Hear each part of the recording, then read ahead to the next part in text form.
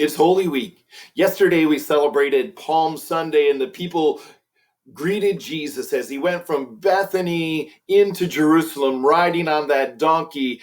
They shouted, "Hosanna, Hosanna to the Son of David. Blessed is he who comes in the name of the Lord." To talk about the significant events of Holy Week. And it goes from the upper room to the empty tomb. And we begin with the upper room designed by Jack and Zach. It starts off with this key event where Judas goes and talks to the high priest and asks what could he do to turn him over, and they offered him 30 pieces of silver. This is kind of where it all began, where the plot actually was put in place to determine how Jesus would eventually be put to death. And there in the upper room, Jesus actually says in Matthew 26, "Truly I tell you, one of you will betray me." And there we have a scene from the garden, which we'll hear about in just a moment. We've got that picture of Judas approaching Jesus and giving him that infamous kiss. This is the man. In Matthew 26, we hear how Jesus broke the bread and actually instituted the Lord's Supper on this day. There we go. Jesus broke bread, and so in the upper room, we talk about it with the sacraments, that this is the place where Jesus told them to do it. "Drink of it, all of you. This is my blood of the covenant, and take, eat. This is my body. I tell you, I will not drink of the fruit of the vine from now until the day when I drink it anew with you in my Father's kingdom." Jesus gave them communion. These are the words of institution which pastors use when we take communion. There are debates about what these words actually mean, but Jesus said, "It is my body and it is my blood." That is what Jesus meant when he said, "Take, eat, this is my body, this is my blood." Yes, that is super important to recognize that Jesus said, "This is my body, this is my blood," and that in the sacrament, he gives you something truly amazing. All in the upper room as they were eating the Passover meal. Another key event, Jesus told Peter that he would deny knowing Jesus, as it is written. Peter denies it, saying, "Even if I fall away on account of you, I will, even if all fall away on account of you, I never will." Jesus also said to Peter that he will disown him 3 times. Peter responded with, "Even if I have to die with you, I will never disown you." The rest of the disciples said the same and agreed. And we know what comes next. That's in another unit. This was just Jesus saying, hey, Peter, dude, you're going to say you deny me 3 times. And Peter, with his bravado, he's like, "No, not me. I am going to follow you even unto death." And yet we know that he didn't. And there we have the discussion among the disciples in that upper room in those photos. They also were eating that feast of the Passover. And as they were, if you look in that lower corner, you see that Jesus, washed his disciples' feet. When Jesus knew that his hour had come, this is from the Gospel of John, the only one who actually wrote about the washing of the feet.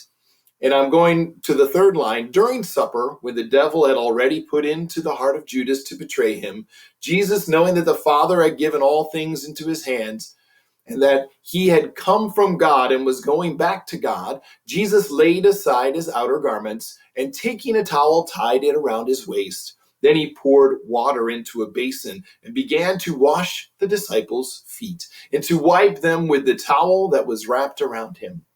Jesus, true God, took the job of a slave, washed feet. The slimy, dirty, mucky feet of those feet worn that were just held by sandals together. You can imagine the dust of the ground, and there is the true Son of God, humbling himself, washing feet. That's actually why we call it Maundy Thursday. That's actually a little bit later, but Jesus humbles himself and he says, "Do as I do. As I have done to you, you also should love one another. Jesus is setting an example of humility by washing the disciples' feet. And after he washed their feet, he put on his outer garments and resumed his place. And he said to them, "Do you understand what I have done to you? You call me teacher and Lord, and you are right, for so I am. If I, then your Lord and teacher, have washed your feet, you also ought to wash one another's feet." Again, humility, Jesus shows it in this moment. And when he had gone out, Jesus said, "Now is the Son of Man glorified, and God is glorified in him. If God is glorified in him, God will also glorify him in himself and glorify him at once. Little children, yet a little while I am with you. You will seek me, and just as I said to the Jews, so now I say to you, where I am going, you cannot come." And this is that new commandment right there, those bottom two lines, this new commandment, Maundy Thursday, mandatum, mandate, commandment. This is Jesus' commandment to his disciples as he says, "A new commandment I give to you, that you may love one another. Just as I have loved you, you also are to love one another." That's the great mandate. That's the great commandment from Jesus to his disciples on that last night as he gathers them, as he washes their feet, he says, "As I have loved you, you also love one another." Now after they had supped and washed feet, they prepared to go to the Garden of Gethsemane. And that is some beautiful pictures there that we have. Those are olive trees that have been around for generations and still exist out in Israel. And the Garden of Gethsemane was a place where Jesus and his disciples often went as a place of solitude. So we have the trees there and Jesus preparing for what is next. And there Jesus told the disciples to wait, and he went a little further and prayed. And it was night. Remember, they had eaten this big, heavy Passover meal, and now they're out on the mountaintop, and it's dark, and Jesus is ready to go and pray. And he says, "Wait here." And Jesus went a little further and fervently prayed to the Father. He said, "My Father, if it is possible, may this cup be taken from me, yet not as I will, but as you will." Jesus knew the burden he was about to bear. He knew he was about to be arrested and crucified. He knew he was about to suffer death. And he wanted the cup to be taken from him. He said, "If there's another way, Lord, remove this from me."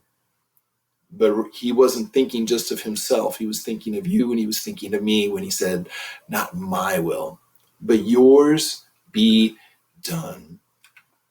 He went back to where the disciples kept watch, and he found them asleep. And those pictures are great. The disciples are just kind of conked out in the woods where you could imagine that they might be. They're sitting there hanging out, and it's like, wow, couldn't you stay awake with me? Jesus rebuked them and kind of was like, "What are you doing, guys?" The disciples sleeping when Jesus needed him the most. Jesus needed them the most. He said, "Couldn't you keep watch?" And there he's kind of lecturing them. He's like, "Come on, guys, stay with me through this all, just for 1 hour." Yet they fell asleep. So Jesus prayed super fervently in the garden. And he returned to pray 2 more times, and each time the disciples fell asleep. Jesus felt the anxiety. He knew what was coming, and yet the disciples didn't feel it. They didn't quite know what was happening. And so they simply fell asleep. Jesus scolded them. "Are you still sleeping and resting? Look, the hour has come, and the Son of Man is delivered into the hands of sinners. Rise, let us go. Here comes my betrayer." We learned that betrayer in the last one. His name is Judas, and Judas walked up and identified him. And in the upper room there, the disciples kind of saying, who is better than the other? They're kind of arguing amongst themselves, because when Jesus asked, he said, there is one among us in that upper room. They were like, "Is it I, Lord? Is it I, Lord? No, is it me?" And you can imagine they were trying to figure out the puzzle. Imagine someone in your class, our class of 15 or 18, all of a sudden there's going to be one who's going to betray someone else. You're like, well, who is it? I must solve the mystery. The disciples were doing that too. And now the mystery was clear. Judas was indeed the betrayer. And the guards come forward and they bring swords and torches and they come with their weaponry.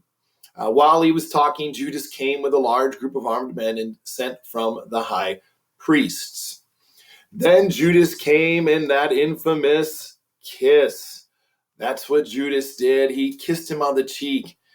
And then Jesus, he speaks to the group and he said, who is it that you want?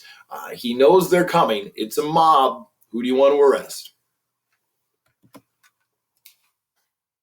And then they replied, Jesus of Nazareth. And Simon Peter then drew his sword and cut off the ear of the servant. I want to give you a quick question. Does anybody know the name of the servant whose ear was cut off? Malchus. Malchus was the name of the high priest's servant. So Peter took his sword, took off his ear. Amazing. And then Jesus, as you can see in that picture on the Peter in the upper right is cutting off the ear. That's pretty violent, right? As we see the ear falling off in the red patch. And then we have Jesus with his hand saying, here, let's put that back right on you there. Jesus yelled, put your sword away. Shall I not drink of the cup the Father has given me? And he did. So they put their swords away, and the disciples fled and the crowd took Jesus away. Again, this all happened at night. Those torches in the lower picture are a beautiful depiction of that. It happened at night in that garden of olive trees, that grove of olive trees. Jesus was arrested and betrayed by a kiss. And now we have Jesus on trial. From the garden, they take him not just to the local jail, but to Annas and Caiphas. Peter went with Jesus to the courtyard of the high priest, but Peter stood outside the door and did not go in.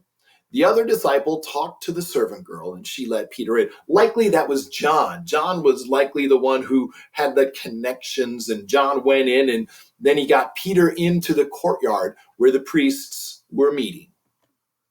The servant girl asked, you also are not one of the man's disciples, are you? And Peter said he was not. The servants then made a fire because it was cold, and Peter stayed with the servants. So there you've got Peter gathered with servants, and they are talking in general, and they begin to accuse him. Aren't you with him too? The high priest questioned Jesus and asked him about his disciples' teachings. He said that he spread his teachings openly and that there was nothing he had in secret. The high priest got offended because he thinks he's better than everyone because he is the high priest. He was like, dude, he even rent his clothes. Then Jesus was taken to the high priest, and the chief priest and the rest of the council was looking for a reason to kill him.